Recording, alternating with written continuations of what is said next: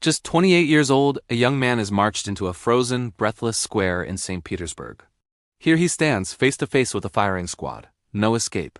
No miracle coming. Just the brutal arithmetic of death. He is to be executed today. The countdown begins. 3, 2, 1. And the soldiers suddenly receive a message. Dostoyevsky has been pardoned. He will not die here. Not today, not like this. Instead, he's being hauled off to a Siberian prison camp, a new form of misery. A different kind of death. But this moment, this brush with the absolute edge of existence, would live inside him forever, haunting everything he wrote from that day forward. Most people know Dostoyevsky as the gloomy writer teenagers devour during their moody existential phase. But he wasn't always the poster child for human despair. When he was born, he was just a regular soft-faced baby. Nothing about him screamed future prophet of suffering. But that was the last time anyone used the word normal in his vicinity. See, his father worked as a military surgeon, so Dostoyevsky literally grew up on hospital grounds, surrounded by sickness, death, and the constant groaning of people in pain. And little Fyodor looked around this depressing playground and thought, man, I hate it here. But hey, my life can't get worse than this, right? Wrong. While living in the hospital quarters, he befriended a young girl. They were incredibly close in the innocent way only children can be. But one night she was R**D and mu**ed by an unknown man. A horror so violent, so inexplicable that it carved a wound into Dostoyevsky's soul that never fully healed. He was 9. Just 9 years old. Years later, when writing about it as an adult, he could barely bring himself to describe it. But even then he tried to reassure himself. Tried to cling to some hope. My life has been bad, he thought. But surely it won't get worse, right? RIGHT? Nope. In the middle of grief, hospital misery, and the silence of trauma, the only light in his world was his mother. She was gentle, kind, devoutly religious, a rare softness in a universe that seemed determined to crush him. He was safe with her, happy even. Which of course meant life immediately took her away. At 15, his mother died of tuberculosis. And once again, Dostoyevsky whispered, "My life is miserable. I've lost my friend, I've lost my mother. Surely nothing worse can happen," but the universe, apparently, was speedrunning his psychological destruction, because things were about to get catastrophically worse. His father was still alive. Good news? No, his father was cruel, abusive, controlling, and arrogant, the sort of man who believed compassion was a myth invented by lazy peasants. He even owned peasants whom he treated like disposable objects. Eventually, those same peasants had enough. When Dostoyevsky was 18, they killed his father. And when Dostoyevsky heard the news, something snapped inside him. He collapsed in a seizure, his first one. A condition he would suffer from for the rest of his life. Still, he tried one last optimistic whisper. It can't get worse, right? At 23, Dostoyevsky abandoned engineering school and decided to pursue writing. A crazy choice, but what else do you do after a childhood like his? Growing up around poverty, sickness, and human despair meant misery was his native language. So naturally, his first novel, Poor Folk, told the story of, you guessed it, poor people, subtle title. Really hides the theme. But shockingly, the book was a hit. Critics loved it. Literary circles embraced him. It looked like a phenomenal beginning to an incredible career. For 5 minutes, because his next books? They flopped, badly. Writers mocked him. Critics dismissed him. Publishers lost interest. He felt like an outsider, unwanted, washed up before he was even famous. Desperate for meaning, he joined the Petrushevsky Circle, a radical intellectual group that discussed banned books, human rights, and the corruption of the Russian Tsarist regime. Big mistake, because the Russian government did not tolerate book clubs with opinions. When they discovered the meetings, they arrested everyone and charged them with treason. The punishment? Execution by firing squad. Which brings us back to the snowy square at the beginning of part 1. He was bound to a pole, a white cloth over his head, waiting to die. The countdown rang out 3, 2, 1, and then suddenly, a letter from the Tsar arrived, pardoning the prisoners and reducing the punishment to hard labor. Years later, the truth surfaced. It wasn't mercy, it was psychological torture. A staged execution, a sadistic tactic used by the government to terrify political prisoners into obedience. Fun classic Russia. And if you think the fake execution was bad, wait until you hear what came next. At midnight, Dostoyevsky was loaded with 10-pound iron shackles on his legs, thrown onto an open sledge, and dragged across the frozen emptiness towards Siberia. The prison conditions were beyond brutal, inhumane in every sense. He described it later. In summer, unbearable heat and stench. In winter, a cold so vicious it felt like knives. Floors rotten, air toxic, frost thick as chalk on the walls. Men packed together so tightly they could barely turn.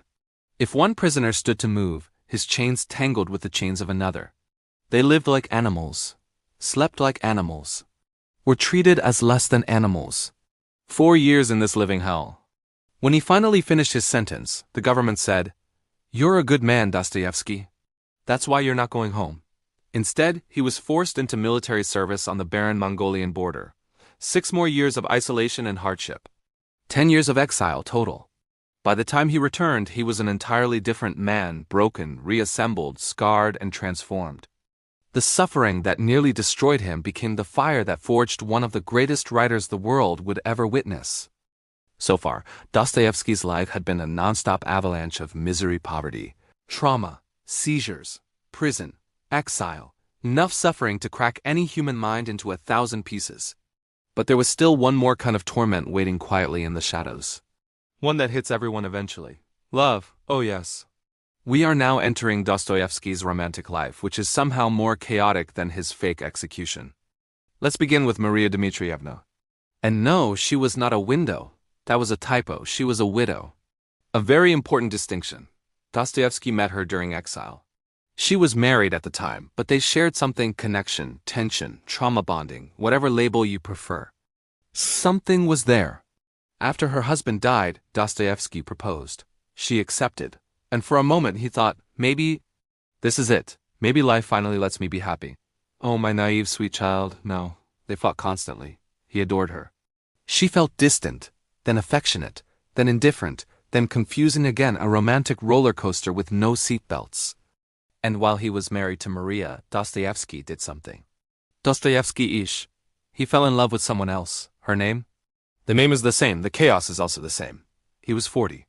She was 21. Blink. Blink. Yeah. They met at a reading group. He thought she was brilliant. She thought he was, well, pitiful. Naturally, he fell madly in love, as one does when one's heart has zero self-preservation.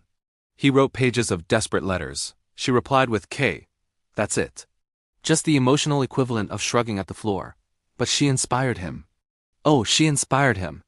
Some of his most toxic, emotionally destructive female characters, Polina in The Gambler, Natasha in The Idiot All, carry pieces of her.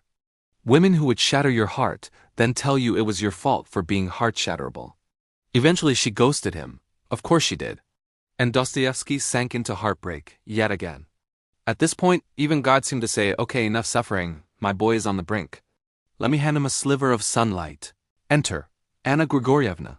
She was 20. He was 44. Dostoyevsky, my man, please. She was hired as his stenographer. He was racing a terrifying deadline for The Gambler, and he needed someone to take dictation fast. So in the daylight, he dictated chapters to her. And at night, he transformed into the gambler himself, losing money, losing control, losing everything except stress. Yet Anna never judged him. She listened. She helped. She believed in him with quiet steadiness no one else had ever shown him. One day, he looked at her and asked awkwardly, nervously, tenderly, "What if I, hypothetically, proposed to you?" And she replied, "Yes, hypothetically, but not hypothetically for long." For the first time in his entire tragic life, Dostoyevsky found someone who loved him back, gently, patiently, unconditionally. Anna took charge of everything: his finances, his seizures, his writing schedule, his publishing deals, his anxieties. She became his editor, accountant, caretaker, and wife. And Dostoyevsky, for once, loved her truly and faithfully. Thank God. He had survived poverty, epilepsy, fake execution, decade-long exile, and emotional chaos, and finally he was standing on stable ground. Not perfect, not healed, but okay. Thanks to Anna, he had a home now, a life, 2 children, a warmth he had never known. He was in his 50s, slower in body but sharper in mind. He didn't write for money anymore. He wrote because he finally had something to say. And what he had to say now was terrifyingly brilliant.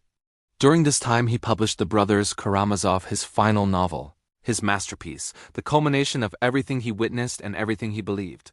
Fathers and sons, love and hate, guilt and redemption, human cruelty, human hope, and the possibility of spiritual rebirth.